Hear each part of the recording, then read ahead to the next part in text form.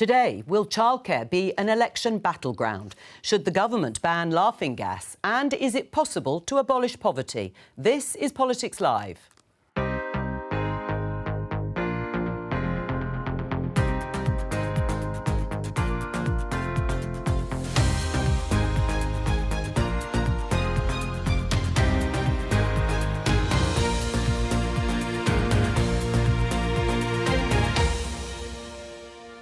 Joining me today, Conservative Police and Crime Commissioner for Surrey, Lisa Townsend, Labour MP Fleur Anderson, Ellie Mayo-Hagan from the Good Law Project and The Telegraph's Deputy Comment Editor Annabel Denham.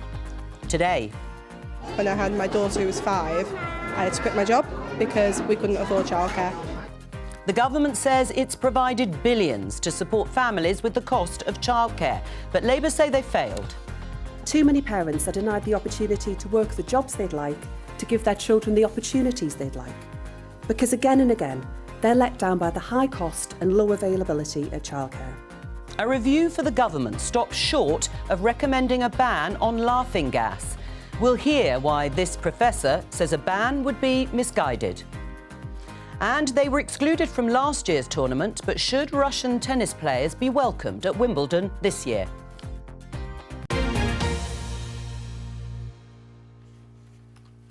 Let's start with that story in the final headline there and show you this story. BBC Sport. Andy Murray expects Wimbledon to allow Russian and Belarusian players. They were banned last year in the wake of the war in Ukraine, but he is saying that they should be included in this year's tournament. Should they or not, Lisa? I think it's a very difficult question, isn't it? Particularly for those players who you are potentially excluding from it. But unfortunately, Putin's methods and his anti-West rhetoric and the propaganda he uses in Russia has meant that I think we have to play at his game. And I think that means, you know, unfortunately, we should be considering banning them. What do you think, Fleur? I mean, these are individuals being penalised. They're not representing the Russian state in perhaps quite the same way as a football team or if you're an individual as part of an Olympic team. Life cannot go on as normal. Putin dropped 80 missiles on Ukraine last night. I was so proud when Wimbledon banned the players last year. Well, it was the only, pretty well one of the only tournaments to do so, and they got a lot of criticism for it. They did. I don't think they should have been penalised. I think all of the international tennis circuit should ban these players, and we should back up our sanctions across the board, and the government should bring out guidance on this. Nothing's changed since they banned them last year. In fact, things have got worse, so they should maintain the ban. Ellie, what do you think? Well, after the most recent strike in Ukraine, it's clear that we need a comprehensive package of sanctions against Putin because the way that Russia is behaving is completely unacceptable. Personally, I'm not sure whether that should include sports players. I can see arguments on both sides, but I think what it really should include, and I think where the focus really should be, is on the Putin-supporting oligarchs who live in this country, who benefit from this country and who siphon off their money into their relatives' bank accounts. Sanctions have, of course, been introduced, but you want them to be even more extensive. Yeah, there's been articles most recently in The Times that show that actually there's still oligarchs that are getting away with it, and I think that by cracking down on that, we can issue the strongest warning to Putin possible that we will not tolerate this. But not more broadly sport and cultural events? To be honest, I feel mixed about that because as much as I think that we need to take a strong position, I'm going to be honest and say that I don't enjoy tennis either, so it doesn't really affect me personally. I also feel bad for players who may have spent their whole career training for something and then may not be able to be a part of it. But obviously, the most important thing has to be taking a strong position against Putin's aggression, because I think all of us on this panel, whatever else we disagree on, we can all agree that that is completely unacceptable. I think most people do agree on that. Annabel, what about allowing Russian and Belarusian players this year? They were fined, actually, the UK Lawn Tennis Association, for banning them last year. I mean, is Ellie Mayo right about the fact that individuals are being penalised, perhaps unfairly? I do think that they're being penalised unfairly. It isn't clear to me why those who perhaps personally support peace and do not support the war in Ukraine and certainly are not directly involved in it, why they ought to be penalised by Wimbledon and not allowed to compete. As you say, they've spent their lives training for events like this, and I don't think that we should see this as in some ways tantamount to supporting the Kremlin. The two things are quite obviously separate, and I think that the trouble is that the sporting community is getting pulled now into making a decision over what is an acceptable level of violence and what isn't. If you don't let in Russian or Belarusian players, then do we need to look globally at players from other countries and prevent them from coming and competing in Wimbledon? Fleur? I think that players represent their country. You can't divide the two.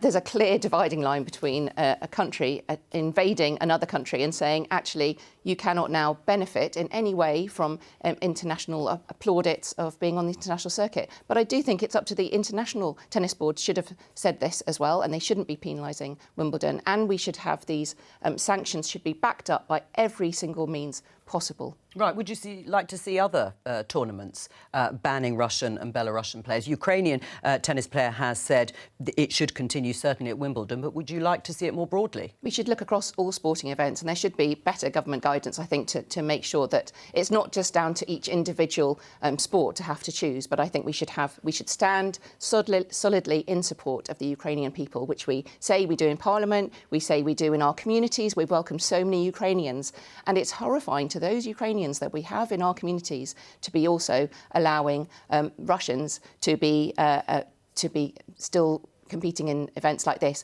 And the blame is not on those individual Russians, not at all. It's on Putin. Lisa? Yeah, and I absolutely take Annabelle's point, and Annabelle and I agree on a lot of things, but I think on this one, we know that Putin has styled himself as the strongman of Russia. We know that he uses sport as part of his propaganda for the Russian state and the anti-West propaganda.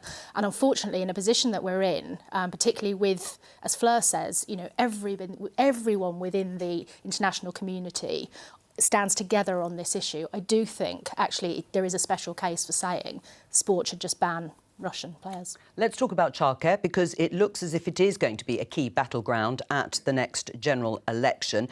Bridget Phillipson, Labour's Shadow Education Secretary, has given a speech, a wide-ranging speech at which childcare is at the heart. Let's have a listen. Support for childcare is at once inadequate and delivered through too many systems, complex and confused. And the cost of childcare is pricing parents out of the jobs they love when it is available at all. Childcare itself is too often not the quality our children deserve or that staff want to provide. And all of this in a funding system which makes the problems worse. Worse because the government knows how much it costs to fund their model and yet still gives providers less. The Conservatives offer parents so-called free hours, then pay providers below the going rate to deliver them. Let's have a look at the headline in The Guardian. It's cheaper to not work. Childcare shortage in England puts strain on parents. What we didn't hear, though, Fleur, was any detail at all. There was a wide-ranging critique of the existing arrangements. But at the heart of what Labour is saying, are you going to commit significant amounts of money, or are you going to completely transform the system? The system absolutely needs to be transformed. I think parents across the country would be cheering Bridget on when they heard that, because that's the system that they can see. It doesn't work. 15,000 childcare places have closed since these 30 free hours were brought in 2018. 5,000 in the last year alone. So childcare is both can't be found and it's unaffordable. But what is the solution? How will you fund it? What are we talking about in terms of billions of pounds? So we're not going to put a price on it yet. What we're saying is this needs to be a central part of the election campaign. In fact, it's being said today because the budget's coming up. So we're throwing down a gauntlet to the Conservatives about to bring in another budget to say, what are you going to do? The system currently is a mess. It's not working for parents. I hope that they change it and reform it before we have an election. But as soon as we have an election, we are saying to the British public, you will see a whole-scale reform of the childcare system that's not working to ensure that we can save families money, that mums can get back out to work when they want to, and that we boost learning for children as well. Do you agree it's broken, the system? I think the system is far too complicated, and I think that's actually where we really penalise parents. It's an incredibly complicated. It depends what child or age is, and all of that. And particularly if you've got more than one child, there's a very good chance you've got children on different schemes. I think we've got to make it much easier. We've got to sort of take that state bit out of it. We've also got a supply side problem. Right. Well, so when you say take the state bit out of it, what do you mean? I think just make it much, much easier and more parent-friendly, because it's not at the moment. At the moment, it's state-friendly, it's incredibly complicated, there are an awful lot of people working on it. We know that this government has consistently put more money into childcare, really championed. I mean, great work done by Andrea Leadsom and others on early years intervention. And there is more money going into it. I'm not convinced that the money is being spent as efficiently as it could, simply because we have so many different schemes. What do you think, Ellie May, in terms of the solution? Sorry, before I come to you, were you going to say something? Well, I was just going to say the state set up these systems that just aren't working, so the state has to be the solution to it as well. It can't be just left to parents and to the Wild West of childcare providers. How should it be run, Ellie May? I mean, should it be the state providing vouchers, tax breaks, hours that can be used by parents across a range of childcare providers? Because parents are still left with long school holidays where they have to find some sort of care. It is too expensive, and we know from evidence that a lot of women cannot afford to go back to work. Well, look, I feel uncomfortable getting into too much policy detail because that's really not my area of expertise. But what I will say is there is nothing better that we can invest our money in collectively through the government than raising the next generation of children. I can't think of anything better to spend money on. And, you know, I remember when I was a teenager, there were Sure Start centres up and down the country that were free for parents and that were incredible. And what we've seen over the last 12 years is that those Sure Start centres have been closed down, and the result is where we are now. You know, I have a friend, I can think of many, but I'll just say the one, who had to essentially fight for a place for her child and now has to pay £100 a day whether her child is in nursery or not, because if she doesn't pay that money, she'll lose the place, even if her child isn't there. That's absurd. It's unworkable. It restricts people's choices about what they want to do with their lives and what they want to do at work.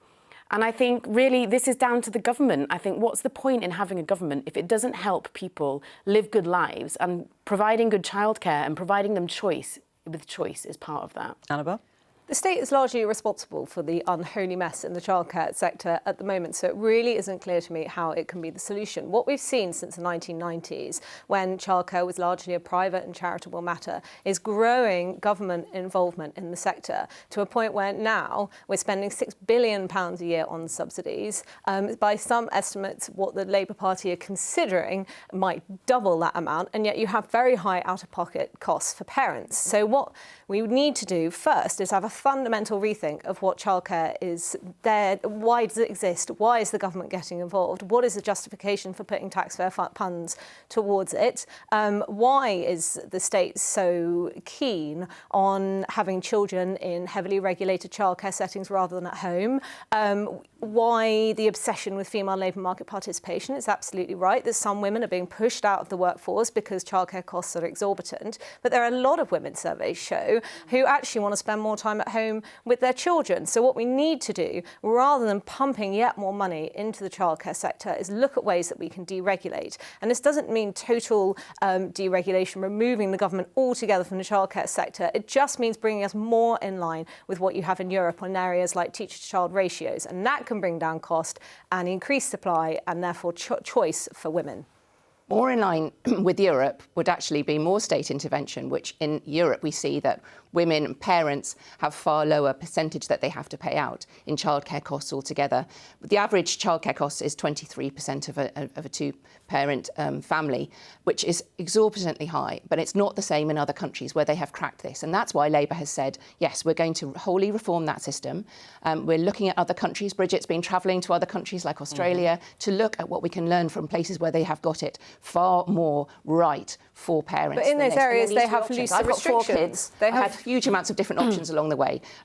Was it being at home, being with a childminder, being at nursery? And at the moment, this 30 free hours scheme from the government failed from 2018 when it was brought in, has been left to fail, and that needs to be wholly reformed. You're right that the government pays a standard rate, and that means that it's below the market rate in some areas, which is why nurseries are closing, and that restricts obviously the options and accessibility, particularly for those on the lowest incomes. But when it comes to restrictions, actually the UK has the highest teacher-child ratios of any country in Western Europe. There are some countries like Denmark and Germany that have no restrictions at all, because faith is placed in nursery providers to decide how many staff to children are necessary according to the children in their care and their needs. So alongside that, they have a wholly different maternity and paternity pay benefit scheme, so that you need to look at the system as a whole, not just little pieces of it, because that won't work. Right, well, you've mentioned paternity pay. I mean, should there be more policies designed to encourage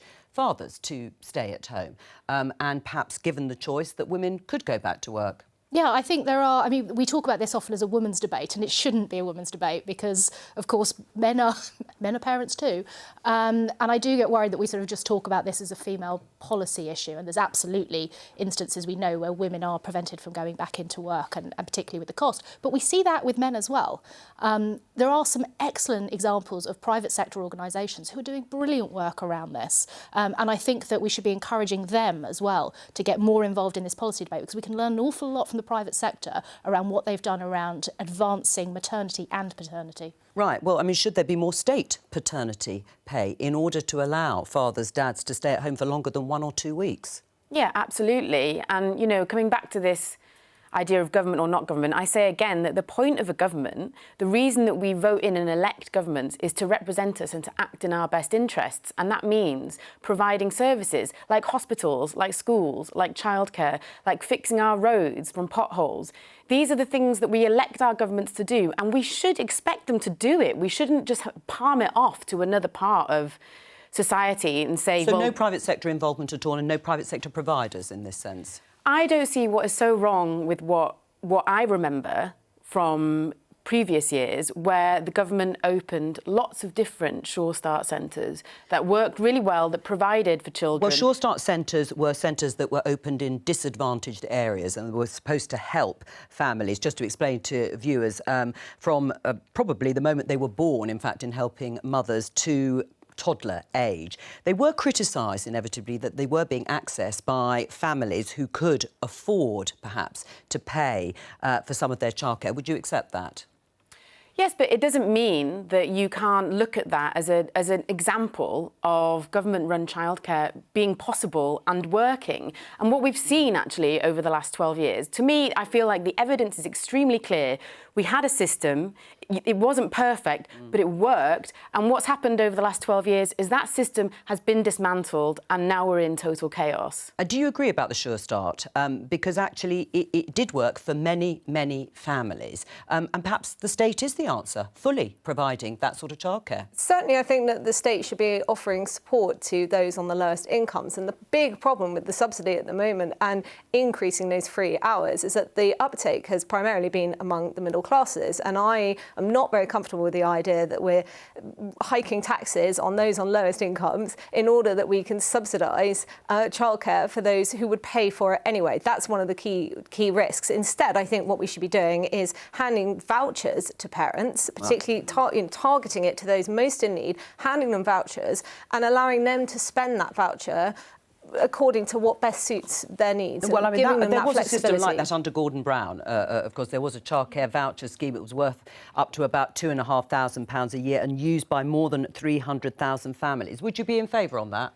Well, cutting Sure Start schemes, to go back to that, really, they showed how much Labour it does put childcare, early years care, at the forefront of its policy making, and it will do again. And there should be some universal provision. So Bridget is announcing today there should be universal breakfast clubs for all children across the country. That's what we'll do. So vouchers or different providers, they all need to be in the mix. But there need to be options for families. It needs to cost less. It needs to be more available in every local area, including those with the most disadvantaged children, which is where cutting Sure Start centres hurt the most. I mean, is there too much pressure on women to return to work, Lisa? I mean, picking up on something Annabelle said in terms of choice. Yeah, well, it is, and that's ultimately what it's got to come down to. It's got to come down to choice. And where women want to return to work, I think there is a duty on the state to make sure that the system is there. That doesn't mean the state is providing everything, but creating that framework. And often it means the state getting the hell out of the way, quite frankly. And if women want to return to work, then please let's do everything we can to support them do that, including make sure that men are taking their fair share. And that's not, I don't believe that's for the state to dictate either. But where women want to stay at home, then of course that should be supported as well. But How should that be supported? Well, Annabelle makes the really important point that actually the people that we need to protect most and what the welfare state was originally designed to do, and where the government does play a really important role, is protecting those on the lowest incomes and protecting those who are most vulnerable. That is where the state has a really, really important role to get involved. For those middle-class families and those who are earning more, I think that, that there is obviously an amount of personal responsibility that comes into that as well. It was International Women's Day earlier this week, and yet the gender pay gap is widening. Fleur, that's because of women taking maternity leave in part. How would you address it? part of this issue is that women are having to cut back on their hours or leave work, and you saw that in the couple of parents that you had earlier, saying that they want to be going out to work, but they're not able to because they can't afford it. Women should be able to have those choices, and it will be a contributor to closing the gender pay gap if women can go out to get the work when they want it. And I don't think it's actually about do you work or not, because I find in my experience, having 4 children, that at times you want to work, at other times you want to be at home, and other times you want to be part-time working, job sharing. All of those options should be there to be able to get fantastic women back into the workforce who currently aren't there, and that will help our whole country's economy as well. All right, let's talk about nitrous oxide, laughing gas, and whether or not it should be banned. BBC News story, nitrous oxide laughing gas should not be banned, says the review. That was from the Independent Advisory Council on the Misuse of Drugs, who've stopped short of recommending a ban of the sale and possession of nitrous oxide. It's certainly something the government had been looking into. The review was commissioned actually by the previous Home Secretary, Priti Patel. Let's talk to Professor Ian Hamilton. He's an expert on addiction and honorary professor at the University of York. Why shouldn't it be banned? Well, I think we only have to look at the evidence of what's happened with banning other substances like cannabis. You know, nitrous oxide is second only to cannabis in terms of its popularity. And, you know, banning cannabis under the Misuse of Drugs Act hasn't reduced the number of users. In fact, what we've seen is an uptick in the number of people using cannabis. So an outright ban, particularly for a drug that I think is relatively benign, it does have problems, which we'll maybe discuss in a minute, but it is, compared to other drugs, is relatively safe. So I'm not sure the case, as the scientific advisors outlined in their report to Suella Braverman, the case isn't just there for an outright ban. Right. Who are the people who are using it? What age group are we talking about? What's the appeal? Well, I don't think it'd be any surprise that it's predominantly young people. So whether at festivals or in city centres, up and down the country, it tends to be a drug that's attractive to younger people, partly because it's short-acting and because of, as the name would suggest, it gives you a bit of euphoria. So, and also it's relatively cheap. That's the other thing. You know, it's an affordable drug and it's very accessible. Right, we're seeing pictures here of canisters being discarded, causing, obviously, litter, but also environmental problems. Lisa, you're a police and crime commissioner. Do you think it should be banned? Well, I'm a favour of evidence-based policing and evidence-based legislation, particularly when it comes to drugs, because we know it's a really, really emotive subject. And whether it's cannabis that we're talking about or NOS canisters, and those canisters, actually, it's interesting, he talks about sort of city centres and festivals. You speak to any of the residents in Surrey and they'll be used to seeing them, including around the very rural parts. I absolutely welcome the council's review. I think it's really, really important that we do look into this. And there are, I slightly take issue with this idea that it's relatively benign, because we know that actually a lot of the side effects are really quite dangerous, including potentially death. Policing recently carried out some research nationally into this, and what we're seeing is an increase in road accidents, including serious and fatal accidents, where nitrous oxide has been a factor because somebody has been driving under the influence. Now, we wouldn't accept that, obviously, with alcohol or other drugs, and we shouldn't be accepting it here. But the issue is we know that it's banned to supply. You can't legally supply it for psychedelic purposes, but you can buy it. And where I'd like to see, actually, some change is that. And that doesn't necessarily mean that it needs to be a ban. I'm very reluctant to ban things until we've got proper evidence showing that that is the best way of tackling it. I don't believe it's the best way of tackling drugs when it comes to cannabis. But I really, really welcome the review, and I'm sure that the Home Secretary will look at it and take the right decision. Yeah, and it seems that the Home Secretary would quite like to ban it. If it were banned, would police have resources to enforce it? Well, this is why, again, I think if we can ban the buying of it, if we can make it illegal to purchase it for psychedelic purposes, then what you'll do is immediately stop that sort of demand and that supply, and that will help policing. But actually, a huge issue with it, you know, take away the sort of health side effects, is it's linked to antisocial behaviour. And I think the government's absolutely right to looking at antisocial behaviour in the way it is very seriously at the moment, and we are expecting more to come out about that soon. All right. That's where we see it linked. Ian, do you agree on that? Is the antisocial behaviour connected to it, and that there should be a crackdown in terms of the sale?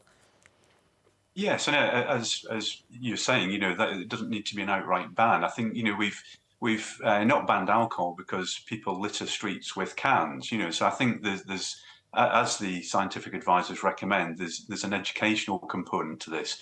I think the ACMD, the government advisors, are really clear on this, that no single recommendation on its own, whether it be to do with littering, whether it do to be with restricting access, is going to work on its own. Rather, it's going to be the combination of these recommendations.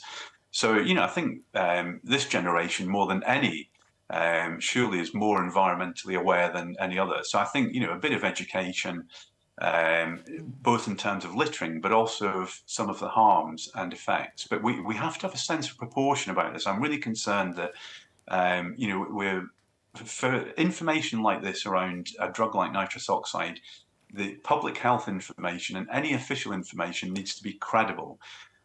So it's not, I think we're in danger of scaring people into thinking this is some really dangerous substance. And I'm not trying to downplay the very small numbers, very small proportion of people who have developed problems. But I think we could do a lot by educating young people, having health warnings on canisters. What about education or regulation, Fleur? I think it's got to be both. So it is. You would like to see it regulated? Well, it is regulated already, but to a certain extent. I don't think it needs to be. I think it needs to be proportionate, and I can understand the council's recommendations, and they have got 7 recommendations. It's not just about a ban or not; it's about what should be done in the meantime. There was a report in 2015 which they're saying actually we need to take more action on. So I welcome this discussion because I do see these little silver canisters around, and I think who's using them? What damage is it being done? And is enough being done to protect young people who are taking them? So I think there are neurological damage that can be caused by this, as well as the littering and antisocial behaviour. But you talked about the police. There is a role for the police in coordinating action, as they are, for example, and there's a pilot project in Tower Hamlets, where they're looking at working with the shopkeepers who are selling it, with the schools and the police. So there can be a role for the police here, and that's why Labour are calling for more police to do preventative action like this. I mean, there are social and mental consequences to taking nitrous oxide. It is used, of course, in benign purposes, as we know. In dentistry, if you're giving a birth to a child, you used to have gas and air. But for young people, alongside other things that are on offer to them, should there be a more robust, muscular role in terms of dealing with nitrous oxide? Labour said that they would be tough on crime and tough on the causes of crime. Does there need to be something closer to a ban? No, I don't think so. I think we need to keep ourselves in perspective. As you said, this is something that we give to women in childbirth because we know that it's safe for newborn babies. The risk is very, very small, and I think that what risk is there can, to an extent, be mitigated by giving people guidance on how to use it safely. For me, the main concern with this drug is the environmental impact. And I don't just mean littering, I mean the fact that nitrous oxide produces emissions that heat up our atmosphere and create extreme weather. So just if you're in labour for 4 hours and you're given gas and air, that's the equivalent of driving 1,500 kilometres in a car. Is that right? It is right. And also, the canisters themselves are not recyclable. So when you see all of those canisters rolling around on a Sunday morning, and I've seen them too, those are actually going into a landfill somewhere. So it's not just that I would like to see, I think, I don't have any issue with the way that nitrous oxide, the role that it plays in society at the moment as a whole. What I would like to see change is I would like us to look at how we reduce the environmental impact of nitrous oxide, because we are in a climate emergency, and I think we really need to be looking at things through that lens. Annabelle? Well, I don't think it's a question of to ban or not to ban because it has industrial uses. I actually take real issue with the fact that hospitals are now clamping down on the use of gas and air, not on environmental grounds, but actually because they're worried about the health impact that it might have on NHS staff. Over a long period of time? Over a long period of time, even though there's absolutely no evidence, and the NHS Is that true that there's no evidence? Well, they've said that no staff member thus far has been impacted by it, and let's not forget that hospital staff actually spend a lot of time out of the room when a woman is in labour. Women, when they're in childbirth, they often request an epidural that they're denied, and now we're telling them that they can't have gas and air either on environmental grounds or because, once again, the staff who work within the NHS are coming before the patients.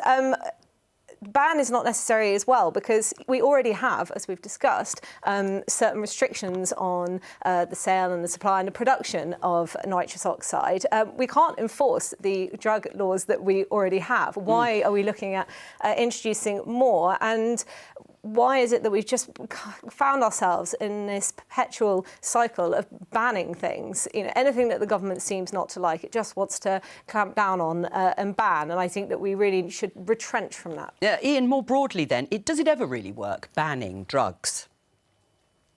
Well, of course, in some ways it's difficult to tell because, you know, we have the Misuse of Drugs Act that has been around for 50 years, you know, but if we were to look at it in terms of has it had any meaningful impact on the number of people using drugs, and, you know, particularly for those drugs that are a bit more toxic like heroin and other opiates, then, you know, the figures speak for themselves. The UK and Scotland in particular has the highest number of overdose deaths related to drugs in Europe. So clearly, and, you know, I know it's a cliche, but it's true, you know, if we can't keep drugs out of prisons, what chance do we stand anywhere else? If I could just mention, Joe, one of the other harms that I think is really, really important that is beyond the kind of chemical harms of the drug, as it were, is the way that it's used. Now, we all know from a young age that you shouldn't put a plastic bag over your head. But unfortunately, some young people, because they're naive, they don't have anywhere they can go for information on this, are just doing that. You know, they're extinguishing the gas in an enclosed area, usually with plastic over them. And it's asphyxiation that's actually the greatest risk and the greatest problem that we're seeing with nitrous oxide. Right. Now, that's something clearly that we could, as a society and as a government, tackle and reduce the number of people who either die or are very seriously injured due to asphyxiation. Professor Ian Hamilton, thank you very much. Just on the broader point about banning drugs, what do you think? Does it ever really work when you listen to what the Professor just said? Well, clearly what we've been doing for the last 50 years, 100 years doesn't work. And I do welcome reviews into this. And it's very, very difficult because it's a very emotive subject. But particularly when it comes to things like cannabis and like nitrous oxide, we do need to be led by the evidence that's coming from the experts. And I'm afraid on this, not necessarily politicians. We're joined now by the Pulitzer Prize-winning sociologist and author Matthew Desmond. Hello to you. Matthew's latest book is Why Poverty in the Richest Country in the World and in other parts of the Western world continues to persist and what can be done to tackle it. You say, Matthew, that poverty persists because the rest of us benefit from it. What do you mean? Well, poverty is a national project in America, and it's the result of exploitation in the labor market and the housing market. It's the result of an imbalanced welfare state where we give the most to families that have plenty already, and we subsidize affluence instead of alleviating poverty. And it's the result of segregation, how we create communities of affluence and build walls around those communities and hoard opportunity. And so a lot of us are implicated in this problem, which also means we're implicated in the solution. I mean, a lot of people would rail against the idea that they knowingly and perhaps then maliciously keep poor people poor. I disagree. I think in America, people are ready for a different conversation about poverty. Now, most Democrats and most Republicans believe that poverty is the result of unfair circumstances, not a moral failing. But what we do need to do as a country is to confront the fact that we often are the result of those unfair circumstances. I think we're ready to reach for something more as a country. Right, and what sort of examples are you talking about if you're talking about a sort of moral mission on an individual basis? Absolutely. I think that we can bind ourselves to this problem and become poverty abolitionists. So like other abolitionist movements, we can come to see poverty not just as a minor social problem or an inevitable part of capitalism, for example, but as an abomination, something that shouldn't be treated but cured, something that shouldn't be reduced but abolished, which means we can reach for and push for policies that... But how can we as individuals, because there'll be governments, successive governments will have said, no, we do try and sort and solve poverty, certainly absolute poverty. Now, whether they've succeeded, of course, is debatable. But what about us as individuals? What can we do? Well, we can push for policies that really get to the root of addressing poverty, policies that, you know, don't accommodate poverty but disrupt it. We could join social movements that are pushing for deeper labor rights or more housing justice. But also in our daily lives, we can search out how our consumption choices or in investment decisions, the places where we've chosen to live, all kind of contribute to poverty in that way as well. OK, and how are you defining poverty? Well, officially, poverty is not being able to afford basic necessities, but that's just a start. You know, poverty really is this exhausting piling on of problems. It's, you know, a toothache on top of the nauseating fear of eviction, on top of being cold in the winter, on top of not giving your kids enough to eat. So poverty isn't just an income level, it is really this tight knot of social maladies. Annabelle? Well, I'd just be interested to know what Matthew thinks the policy solutions are, if I may. Matthew? Well, here's one thing that we can do in America, and I think you can do it in the UK as well. So if the top 1% of income earners in America just paid the taxes they owed, not paid more taxes, just the taxes they owed, we as a country would raise an additional $175 billion every year. That's almost enough money to lift everyone out of poverty. So we have the resources and we know how to do this. I think it's difficult because, of course, we're comparing what you have in the US, where there isn't as much of a safety net, to what we have here in the UK. But we still have poverty here. We do have an inequality here in the UK, but we do have universal healthcare, as indeed you do on the continent, and we have a welfare state to cushion the most vulnerable in society. So I think we're not necessarily comparing like with like. Certainly I would agree with Matthew's views on things like ensuring welfare be more targeted, like ensuring that we simplify taxes, so it's more difficult for people to avoid or indeed evade it. But where I get very nervous is around ideas that are often pushed into the public domain at the moment around how we need to dismantle the current system in order to cure poverty, because everywhere that has previously been tried, in Cuba, in the Soviet Union, the list goes on, it has failed and descended into tyranny and led to the real poverty and famine and those sorts of profound issues. Ellie? I think most people believe that the very least that families should be able to do is to put food on the table. And something has gone profoundly wrong in a country like ours, which is one of the richest countries in the world, where so few people can do that. Even people reliant on state benefits, there was a report out recently that showed that they are £140 short every month. So people really are in dire straits at the moment. I suppose where I differ slightly with Matthew is that he talks about poverty. I prefer talking about injustice and inequality, because I think that's something that concerns us all. When we talk about poverty, I feel that we're talking about a group of people who are never quite in the room with us. Whereas injustice and equality is something that we can all join together on. Although people understand what poverty means in their own mind. They people do, but I can't afford to do the basics. I can tell you this as someone who's interviewed a lot of people living in poverty in my life, that when you say the word poverty, no matter how poor a person is, they never think that you're talking about them. They always think you're talking about this other group. Whereas I think injustice and inequality, that speaks more to the kind of society that we all want to live in, a society that's equal and fair, where everybody has a fair shot in life and people can expect the basic things in life. And I completely agree with Matthew. And I think most people out there watching this would agree that things are not like that at the moment. Things are not working in this country, and we do need to come together and change.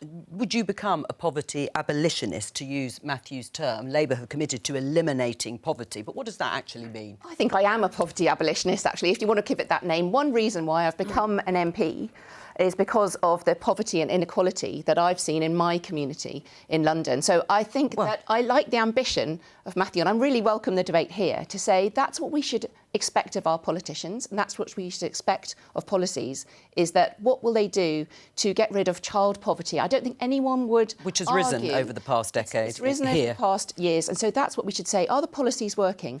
Are children especially, because I think that's a good marker that everyone can understand, are children experiencing more poverty, less opportunity in life, less ability to get on, to contribute to our community, which overall helps us all as a country. Right, but Matthew said in his book that it persists poverty because the rest of us benefit from it. Do you accept that we knowingly, all of us as individuals, those who have the sorts of things that many others would like, perhaps an education at university or an apprenticeship, a full-time job and a home and so on, that we are contributing and sustaining the poverty of others? No one would like to think that because of their wealth that they have opportunity that others don't, and I think that's what they look to the state to work out and to balance, because they're not themselves going to be the ones to give up their lifestyle, but we look to the state to be able to make sure that everyone in our community at least has the basics. And when we have people who can't even afford to have enough meals in the day or are evicted, we don't. Anyone feels uncomfortable if they are seen to, but I don't think people do feel that they're benefiting or they're hoarding their wealth personally, but I think that's got to be the role of the state to address. Doesn't it, sorry to interrupt, but doesn't it depend on who you're talking about? I mean, I would agree that the average person in this country, whether they're middle class or working class, is not intentionally hoarding wealth. But, you know, we have these sort of crazy statistics like the 8 richest people in the world have as much wealth as the bottom 50%. Those people spend millions and millions of pounds on lobbying government in order to make sure that there are policies that suit them, and politicians listen to them. You know, so there are people, you know, it might not be you and me, but there are people, you know, in this country and in this world, the very, very rich, who are kind of you know, fixing the system for their benefit. And what we need is we need people to come together and be a sort of counterpower for that. Like in the Good Law Project, what we do is we know that ordinary people can't access the law. So what we do is we bring thousands of people together, they chip in, and we take cases that an ordinary person couldn't bring on their own. Right. And I think that's what we need to do as a society. We need across to come the board. together. I mean, that's what Matthew was suggesting too. Should there be more collective bargaining, more union rights, better rights for the sort of cooperatives that would act as a whole rather than as an individual? Yeah, better laws in the first place. Where I take issue with what Matthew's talking about, I think, is this moral crusade that he wants us all to go on. I think we are comparing apples and pears, as Annabelle said, when we compare the US. And there may well be a moral deficit in the US around this. I think every one of us... you don't think there's a moral deficit? Don't you think you're letting Britain off the hook a little bit there? I mean, there's people who can't eat in this country. I think every one of us around this table could come up with a couple of easy ways the US could improve on their sort of issue. I mean, first of all, as Annabelle said, welfare is a classic one. Maternity rights for women, employee rights in the US, and here free healthcare. We've just been talking about childcare policies that are absolutely failing. And I think that's it. But so much of what we've talked about this afternoon has actually been around raising life chances. You know, whether it's talking about drugs and young people and getting them off them, whether it's childcare we're talking about. So much of what we're talking about is that, and that's how we do it. We collectively work together to raise people's young, chances, and that's the same in policing. You know, policing spends so much time working with those disadvantaged young people. I don't believe in Matthew's moral crusade. I don't think that's the right way, and I don't think actually it will work in this country. Matthew, try and persuade our panel of your moral crusade, particularly Lisa. Look, people are dying in our countries unnecessarily. Yeah. You know, the countries that have so much wealth, like the UK and the US, we can afford to put it into all this needless suffering. You know, poverty isn't just people being hard up. It's us losing scientists and poets and diplomats that are stolen from us because people's aspirations and dreams aren't realized. And what I'm calling for is something that's better for everyone. Poverty diminishes us all. So a country that shares its prosperity is a safer country. It's a happier country. It's a freer country. It's a country that I want to live in. Annabelle? What I take, issue with is the idea that I agree that we need to end crony capital, and that's absolutely a problem. But why is it the private individuals who are at fault here, rather than the government ministers and the politicians who get influenced and swayed by them to introduce regulation that erects barriers to others or just limits the room for manoeuvre of individual men and women and companies? Why is it, why are we not looking at the failings of the state here when we talk about the fact that people can't afford to feed their families? What I think the problem is that we have a government, and we've had successive governments, that are simply trying to do too much. They want to get their tentacles into every single area of our lives, and in doing so, the government spending is going up and up and up. That's limiting the amount of money that can be spent on key services that the government should provide, like we can debate healthcare, but at the moment we have an NHS. Again, we can debate education, but we have. But we haven't quite got time. But it has 5 missions, exactly that, to slim down, saying what do people want to see, and one of them is barrier to opportunity. I'm going to say thank you to Matthew. I'm going to say thank you to Matthew Desmond for joining us today. But that's all we've got time for. Thank you to all of our guests. I'll be back with Politics UK tomorrow.